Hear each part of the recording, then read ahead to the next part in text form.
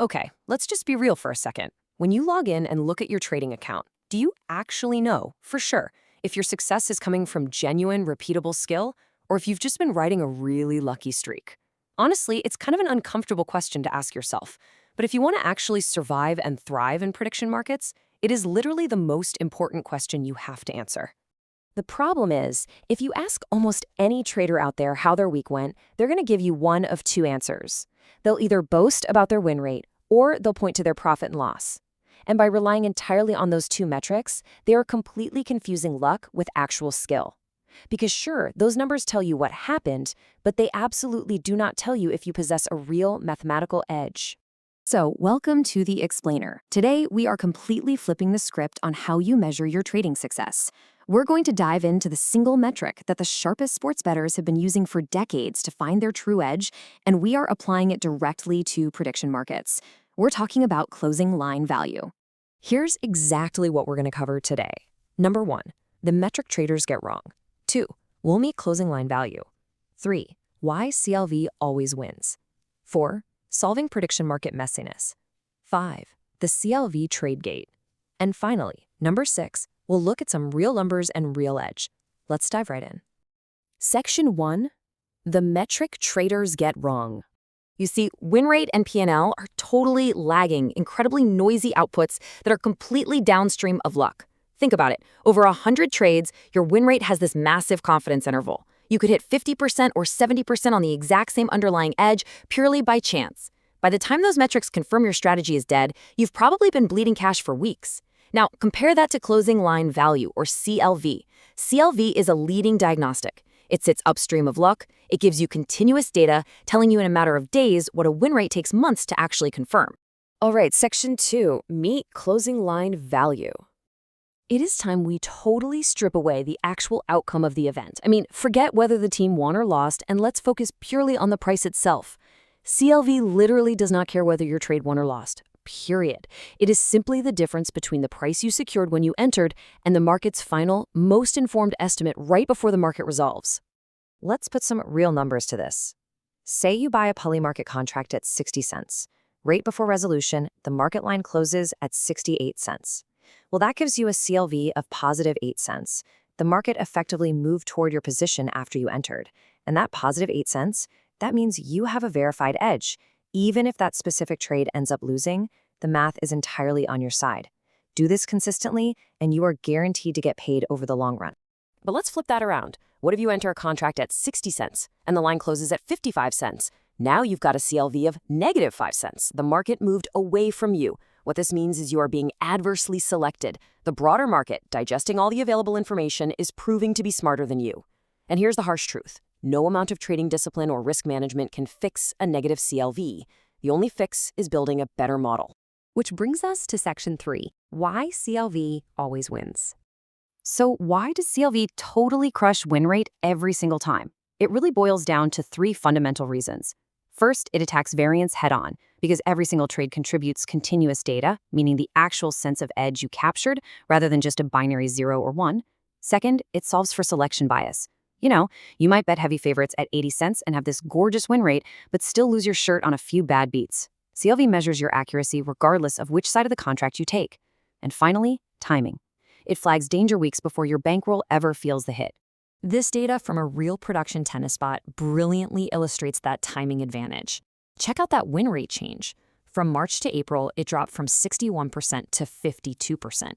Now, in a 70 trade sample, that's pretty marginal. You could easily just write that off as bad luck or standard variance.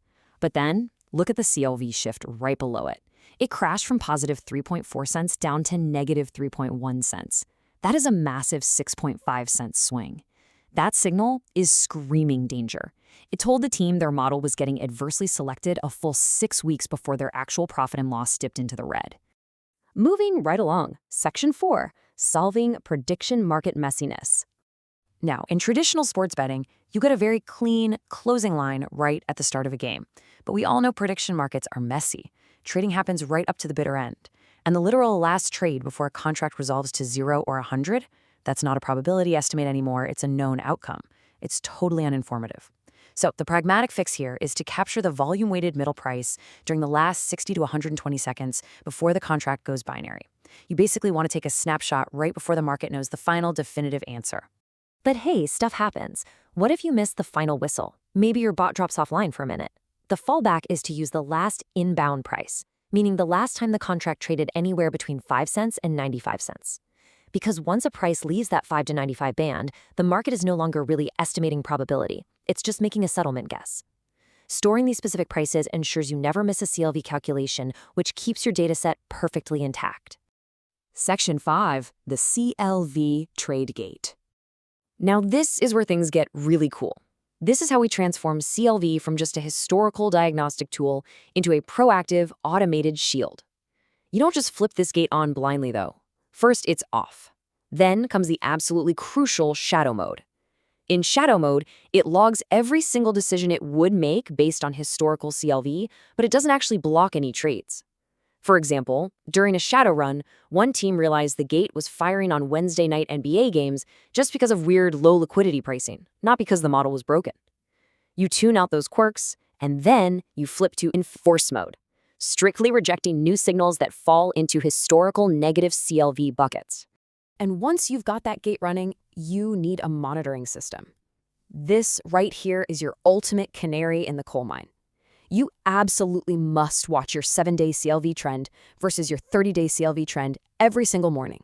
If your 7-day CLV suddenly drops below your 30-day average, that is an immediate, flashing red warning sign that your model is degrading, probably due to calibration drift.